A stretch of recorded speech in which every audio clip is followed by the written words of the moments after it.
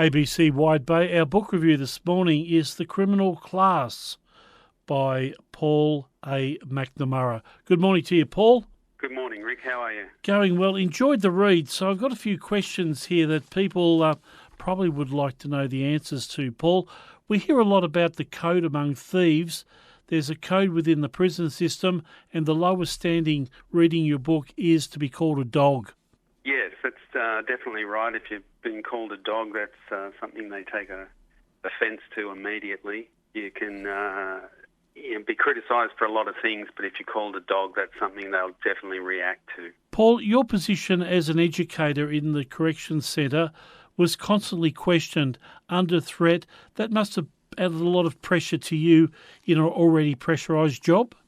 Yeah, it did. I suppose the clash there is that, the prisons are there for punishment and for rehabilitation, and then, those areas blur at times, and being part of education where they're for the rehabilitation side, and, punishment would come in and override that because, keeping people locked up and keeping the centre working and safe was the main priority rather than, someone coming to education. Paul, before teaching some of the prisoners, you actually could look up their records. I understand from a safety level that's certainly something you'd need to know, but did it actually add to your preconceived opinion of the person you're actually teaching to know that they may have done something fairly heinous in their background?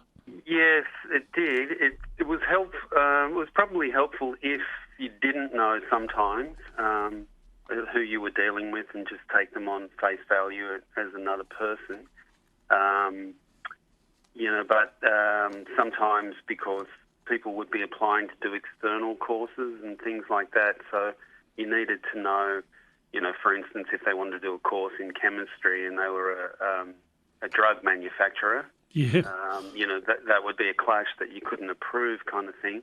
You needed to know, and then, when you were dealing with some of the people who had done some of the most horrible things, it definitely did impact on how you viewed someone.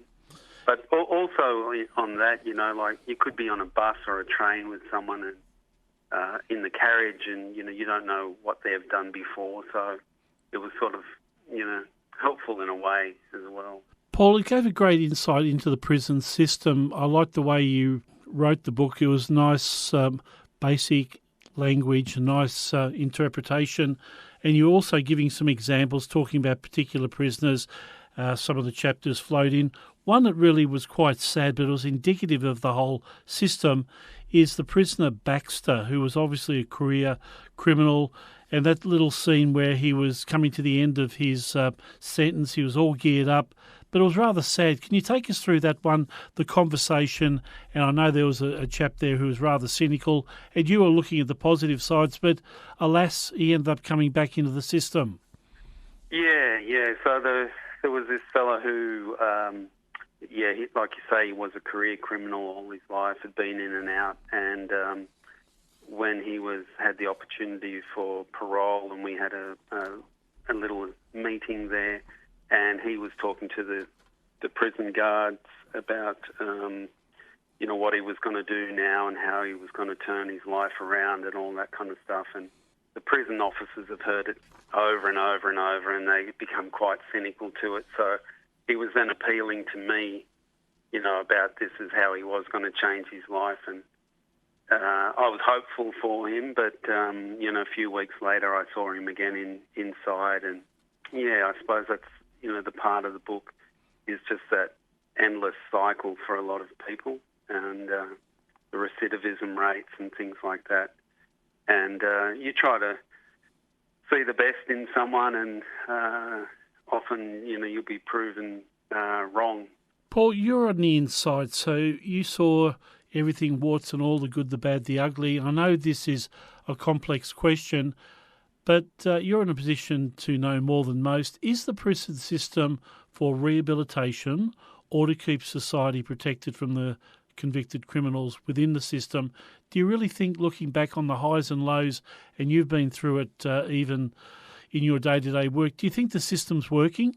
Well, it's a very, as you say, it is a difficult question. I tried to say in the book too that I didn't actually really have a lot of solutions myself, but you could see where things were not working.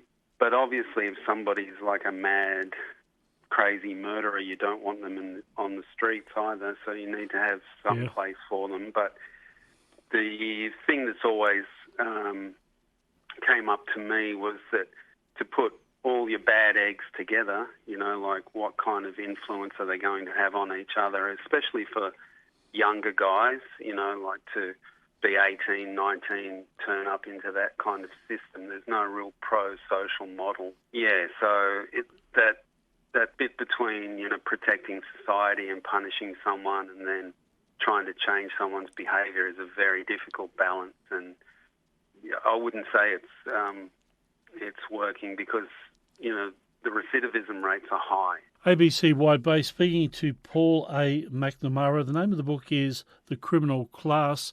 There always seem to be battles going on, not so much with the prisoners, but in your position and people who are employed, there's a constant battle between the public, the media, the government and prison authorities, between perception and reality. And every time there seemed to be a new government, according to your book, and it was very well written and explained, they all seem to come in with different ideas of how things should be governed.